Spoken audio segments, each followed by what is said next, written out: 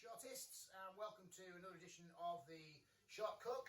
Another pair of shorts, look at that, shorts collection coming out now, and still under 6 foot, filthy outside, still wearing the shorts though. Today we're going to do a thing called Cumberlandish Pie. The ish bit is because I've not really used the recipe, and all it is it's a cottage pie, or it could be a shepherd's pie, and basically we're going to add some tomatoes to it. Now, we've already started cooking, so what we're going to do is we're going to look at what we've done so far, and then we're going to do some dedications, okay? So let's have a look over here, and what we've got in here is we've melted some of the beef fat that we had left over from Sunday. All I did was I took the fat off the roast, and I just put it on the stove, and I melted it down, and we're going to use that. That's usually called beef dripping, I believe. We're going to use that to cook down our vegetables and make our sauce in. Okay, so that's that. And here, Clive, what we've got is we have potatoes, which are nearly done, I believe. So we'll just put them on the back. We're going to put this on the front. While we're doing our dedications, we're going to get these on, which are onions, just some onions and some carrots. That's all.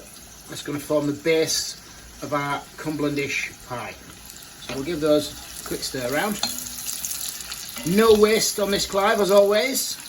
And what we're going to do is we are going to give these little pork scratchings here, not pork, beef scratchings, for the dogs stroke me. Yep. Okay, dedications for the day. Thanks again, Clive, for doing all the filming, or some of the filming today. Well, all of the filming. But we are going to pass this on today to Olivia from the... What are you going like that for? You don't want me to pass it on? Eh? But Olivia from Ullswell Community College, Beacon, I'm not sure, is it Beacon Media, Beacon Radio, Beacon TV? We're going to pass this on anyway, because Olivia wants me to answer a few questions. And also, it's Dean Ald's birthday, so we're going to sing happy birthday to Dean Ald, and then we're going to address some of Olivia's questions, alright? We'll just give this a quick stir. There we go, quick stir through.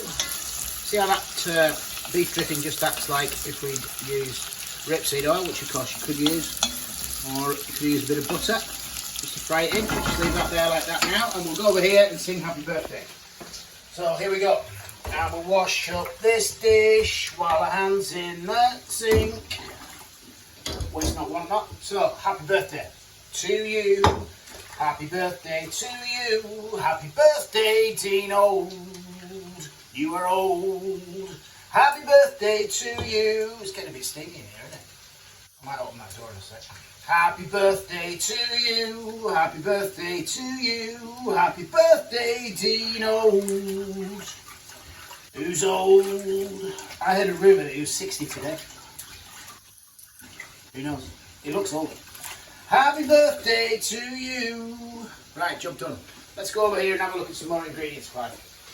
So, what we have got is, and it doesn't look like we've got a lot of beef left there, and there's a good reason for that, because at lunchtime today, Auntie Sandra and Clive decided that they wanted beef sandwiches.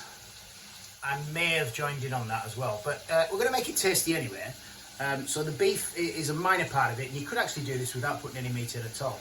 Down here, Clive, what we've got is we're going to put this cheese on the top, and we're going to finish the dish off when it comes out of the oven with some nasturtium leaves from my baker's house, and also we've got some nice bits of fresh thyme there as well.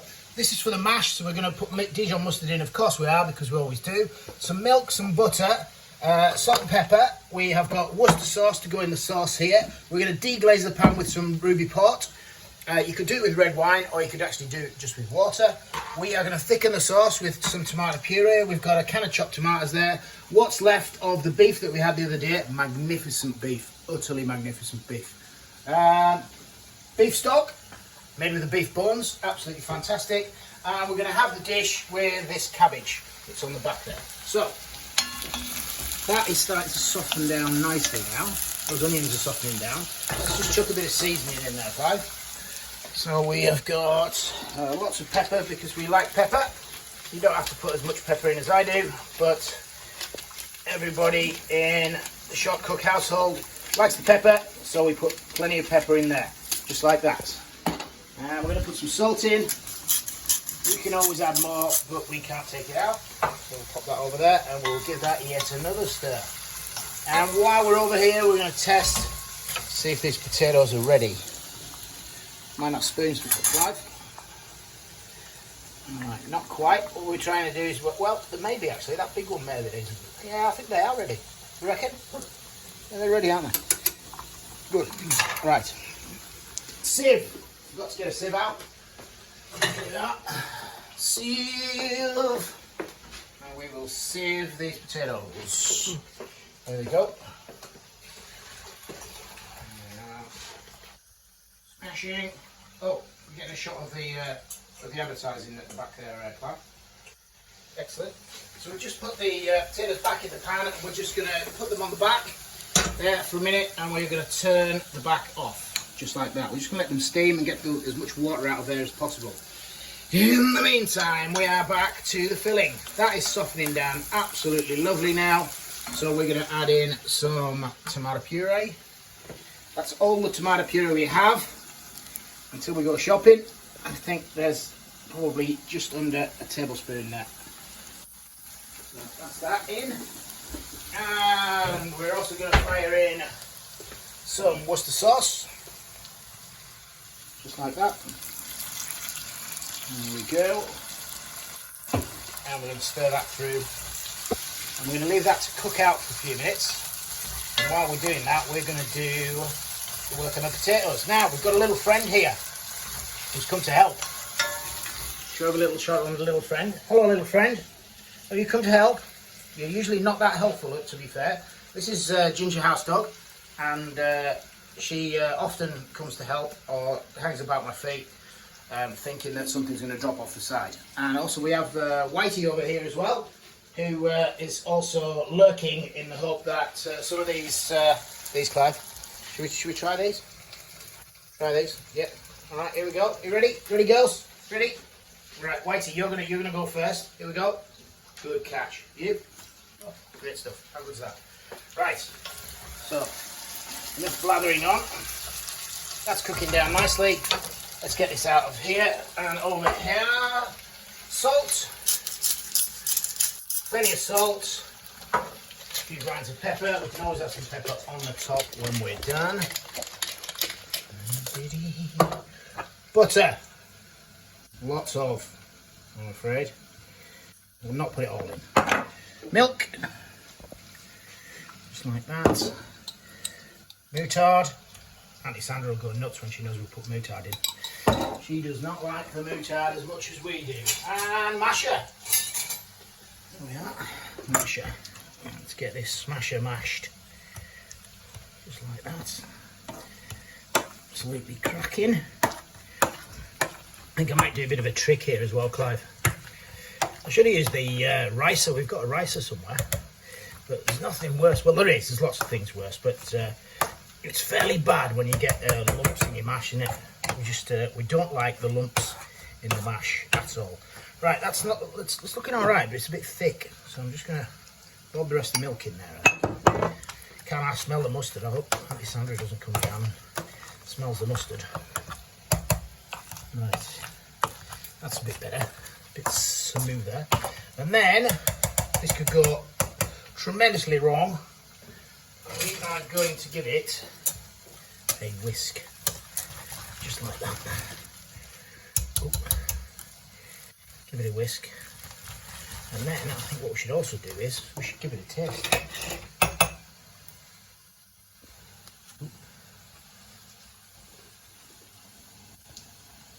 Well, there's not enough salt in that, and I don't think there's enough butter in that, so we're going to wham the rest of the butter in, just like that. And also, I'm sad to have to divulge that it's lumpy. Right. Back to that in a sec. You see this one, Clive?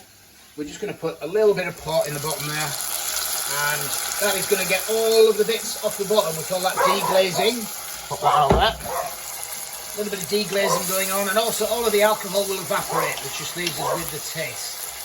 So we'll leave that there.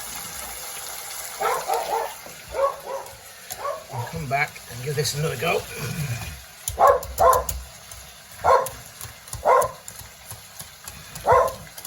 and then give it another taste, I think, eh? Let's give it another taste.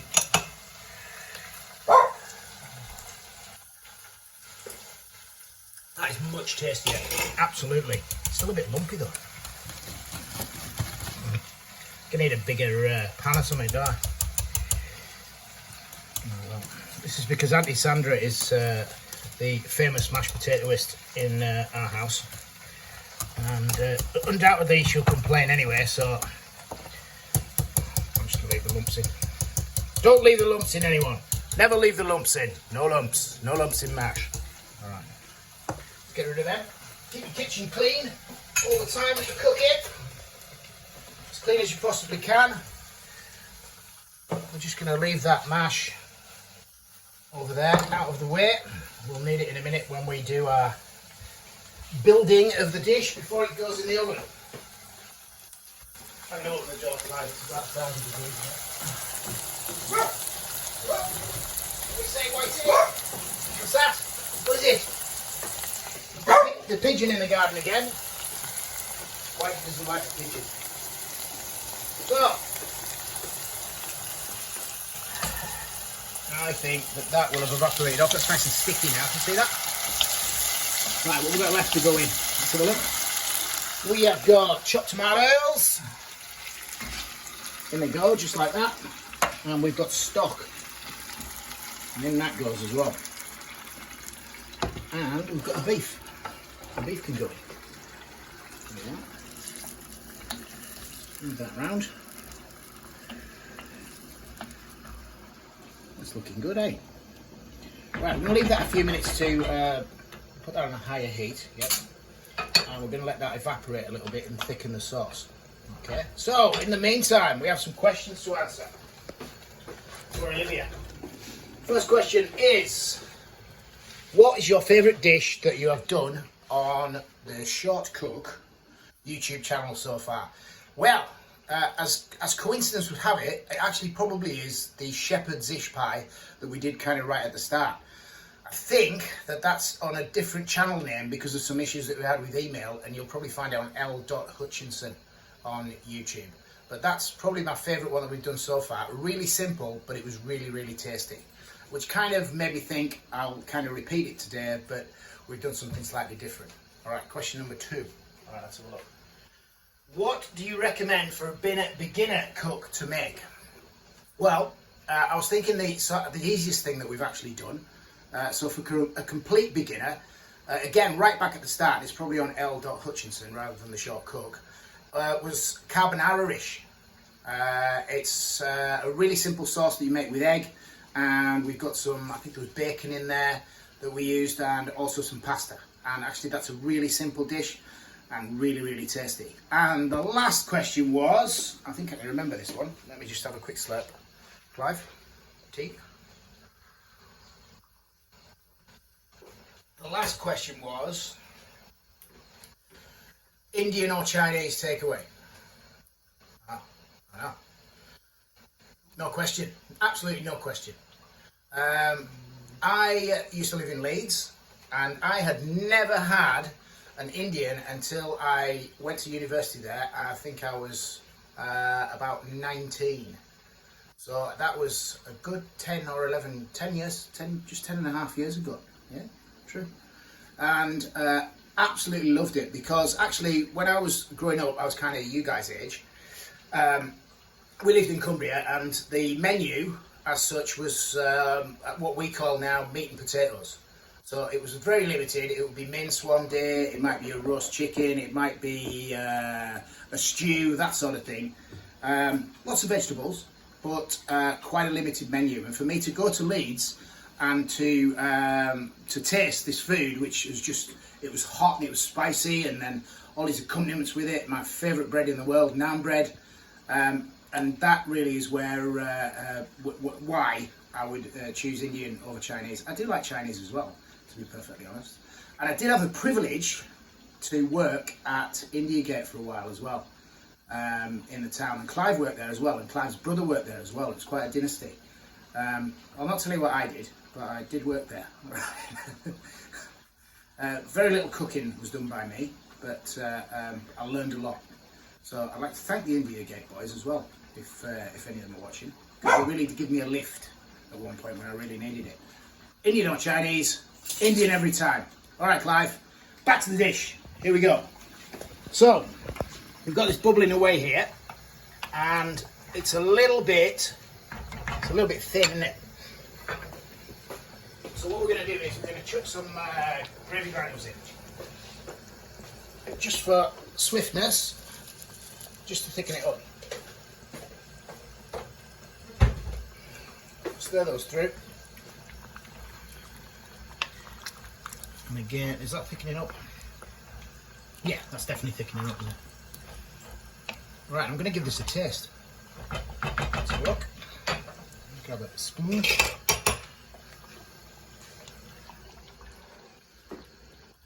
You know something, it's really tasty. I still think it could do with a bit of salt. And another grind or two of pepper. I think we're going to manage in now. Grind or 10 of pepper, there we are. Stir that through again. It will be a two-parter this, guys. So what we're going to do is we're going to put this into a dish now. In a minute, let's just test that again. And we're going to put it in the oven, and it's not going to be in there for that long. Yeah, that's good. It's going to be in there for about as long as it takes us to cook this cabbage, which is probably about 10 or 15 minutes. So, let's get this show on the road and get this Cumberlandish pie into... Oh, I don't need it, do I? I'll just go on the top of that. Yeah, off. Cumberlandish pie into the oven. Gas mark 5, about 180 degrees. Yeah, I turned the right one off. Ooh, that's good. Let's get that out of the way. Let's just move this off of here. Just over there. And then we'll get the mash on. Auntie Sandra might be really pleased here because I think we've maybe got too much mash, which means that she gets to have mash for her lunch tomorrow. She just eats mash. She just puts mash in the microwave and eats it. Well, we've all got our odd things that we do. Ideally, I would have thought what we would do is we would wait until this had cooled down and thickened a little bit, and then we would pop the mash on the top, because obviously, as you can see, it's sinking in. Maybe we're not going to have any mash for Auntie Sandra tomorrow. I know what your strange meal is. My strange meal? Is it peck? Peck. Is that the one? Yeah, I like peck. My strange food item, I think, is peck, which is tinned, chopped pork. Absolutely love it. If you call it pork. What I really like as well is deep fried spam. Absolutely love deep fried spam. For the very few occasions that we get takeaways, we certainly haven't had many lately. If we go to the chip shop, Auntie Sandra asks me what I want.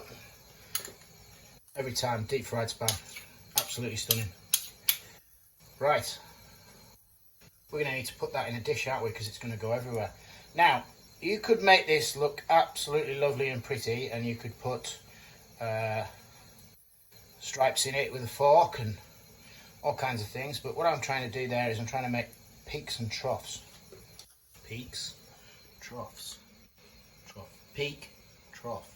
So that what I get is I get some brown bits, some crispy bits, and then the soft bits underneath. Because we have also got today what goes well with cheese, tomato, cheese of course. So we're putting cheese on today. Normally don't put cheese on the old cottage pie or shepherd's pie, to be honest. But today I thought, well, cheese and tomato go really well together. So we're going to pop that on. Just like that. It's looking good, eh? Right. We're going to put it inside this big old tray. And then we're going to put it in the oven. Alright? So I reckon we'll be back in about 10 minutes because everything's hot. Under normal circumstances, if it's cold, it's probably going to take you between 20 and 40 minutes depending on the temperature of your oven. But today I think we can get away with about 10 minutes or about the time it takes to cook that cabbage.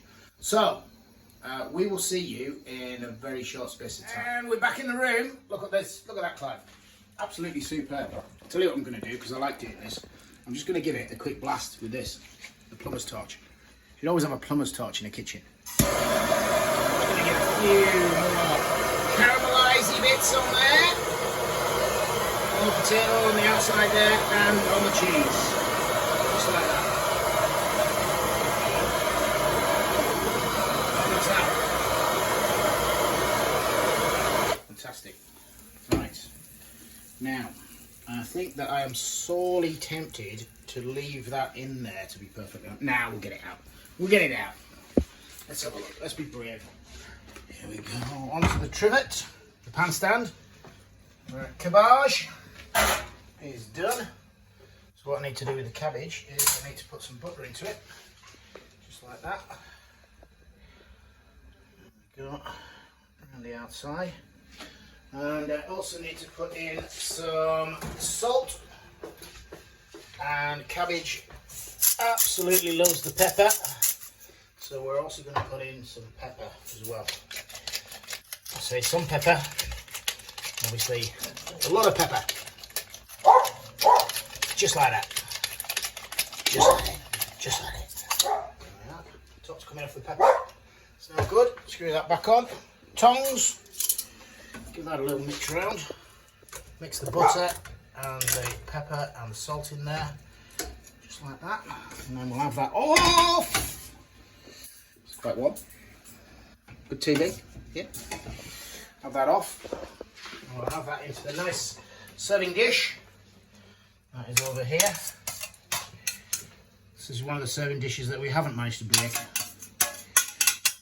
There we go. Absolutely lovely. Get rid of the red hot stuff. Oh! And now get rid of the tongs as well.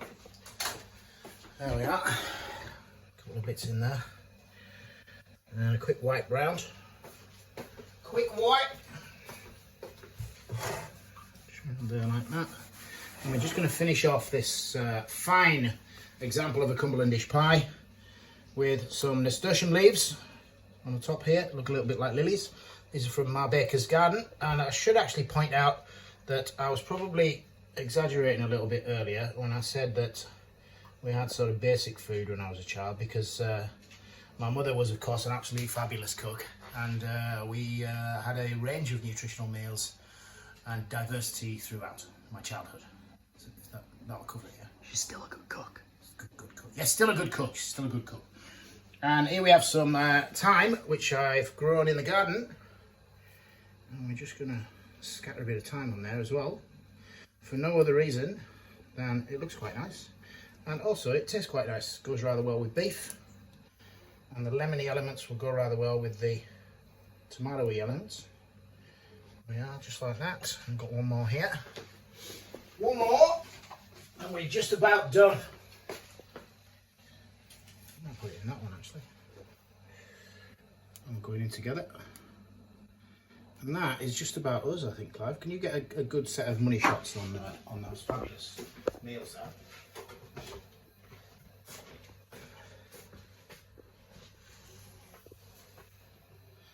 And that, ladies and gentlemen, shortists, is today's midweek offering of the short cook. Still under 6 foot. Still got his YouTube channel, The Short Cook, which you can subscribe to anytime you like.